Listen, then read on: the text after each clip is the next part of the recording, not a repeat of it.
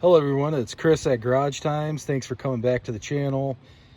And if you're new to the channel, thanks for checking it out. Today we're working on a Yamaha, it's like a 2007 G29 golf cart. And basically what it is going to be simple electrical diagnostics for a no start. So basically what we have here is the keys on. When it's turned on, I can hear what sounds like, see if I can get down here if you can hear it. So to me, that sounds like the solenoid right off the bat.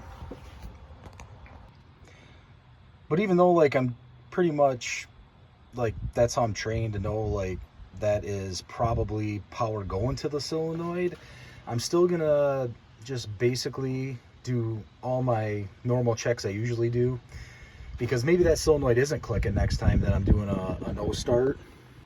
So what I always do is ensure that you have proper battery voltage. Like 95% of the time people do not, they'll go and buy parts and it's really battery related. In this case it's not, but make sure that you test your battery, which I did. I used a voltmeter on it, the Fluke 73, and it had like 12.3 volts, which is just a hair low. 12.6 to 12.8 volts is perfect. So I also load tested it too with that. If you look at my other how to test a battery video with my load tester, it's got the analog needle, and it allows you to see, you know, what your battery does under load, and gives you a more thorough understanding what's going on inside that battery, because sometimes it can show you 12.8 volts, but under load it'll drop below the threshold of what's necessary to start your vehicle. So once I've determined that the battery is good, I have proper battery voltage or enough to start a normal starting system, then I'm going to move on to the starter or starter solenoid. In this case, I'm going to go right to the starter solenoid. And you know, when you're hearing that click, if you do have a click, and this is kind of basic wiring for most starting systems. I mean, they're not identical, and some stuff is more sophisticated, but you know, you could be ensured that if you have a battery, a starter, and a solenoid, then this is going to be, you know, kind of a similar operation for all those. This happens to be a gas cart too, not a battery one.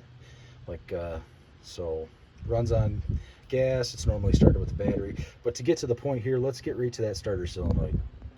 So what you're going to want to do is you're going to want to hook up your test light to the negative side of the battery of whatever you're working on. And then, you know, less sophisticated vehicles you may be able to get away with just like a regular test light, but I just recommend just save yourself some headaches and get the electrically safe one for like computer circuits and computer chips, and it only allows like a very small amp draw. And this, actually I have it upside down for you, but this one's like a 20 milliamp draw. If it can, 6 and 12 volt systems, and there it is, 20 milliamp draw, which is safe for electrical circuits, computer chips, and all your vehicles. So that's what you're going to want to do. Otherwise the computer chips can be damaged, and then you don't want that, especially if you're, you know, trying to fix something else. So with that test light hooked up on the negative side of the battery, let's get the test light, the other end of it, over to the starter solenoid. And here we are, that starter solenoid is here, and it is basically just between the seats there. There's a plastic cover that sits on that, and you just pull it out from underneath the back of the golf cart here. Let's see if I can get you guys a picture of that. There's like 2 plastic rivets on each side, and then you just kind of got to give her a little yank. And mine actually has, there's a couple like nuts that were kind of obstructing it, the one on the left and one on the right, which was kind of hard to pull out. And then there's also those, there's like these little stays, there's 3 of them that the plastic grabs on. But if you gotten this far, and I also removed the back seat rest for whoever's riding on the back. So there's the starter solenoid, and this is on the left here. This is your power. This is your power coming into this starter solenoid, right? So so in this case, key on or key off, I have power here. And then on the other side, right now, key on or key off, I have no power.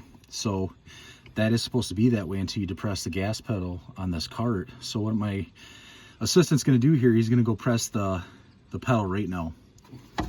So you can see. There you go. So that is power being transmitted through that starter solenoid. So what you know is you have power to this point, right? And then you had initially no power, which you're supposed to until you depress the gas pedal. It'd be like cranking over your engine like in a vehicle, right? So that power is transmitted then. Once you depress the gas pedal, in this case for this golf cart, the power is transmitted through the starter solenoid. So I know right now that battery's good, power's good, solenoid's operating correctly. I can hear it clicking, and it's power's being transferred through that starter solenoid. So then what do? So then what you want to do, like I said, most of my videos, 95% of all electrical fixes are done with a good visual inspection. So make sure that you're thorough in your visual inspections and just continue on from this point. Like, look, so that's where that is. I'm just going to follow this red wire here, this one here. I'm going to follow that all the way down to the starter. And I'm going to go over to the other side so I can get a better look. And this is a look at the other side, and we'll just kind of creep in here. Here it is. So that's where that starter solenoid wire comes down and then reconnects here. And I can already see like there's something going on with that boot, right?